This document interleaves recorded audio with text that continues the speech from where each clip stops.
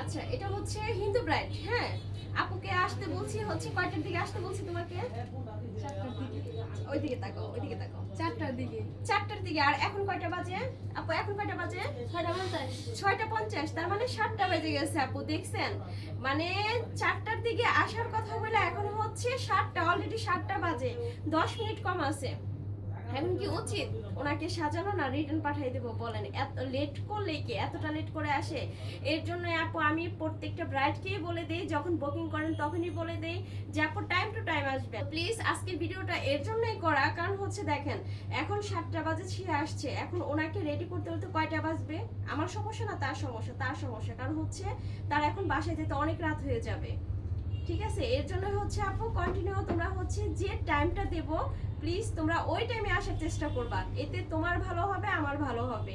তো প্লিজ সবাই চেষ্টা করবা টাইম টু আসার জন্য। আর আমি আরেকটা কথা বলি, সেটা হচ্ছে আমি ওর যে বকাটা দিছি তখন ক্যামেরাটা অন ছিল না, বকা দিছি না? হ্যাঁ আপু। প্রচন্ড রাগ করছি, কারণ হচ্ছে 4টায় হচ্ছে আমি টাইম দেওয়ার পরে যদি 7টার দিকে কোনো ব্রাইড আসে এত লেট করার পর তাকে কি বলবো?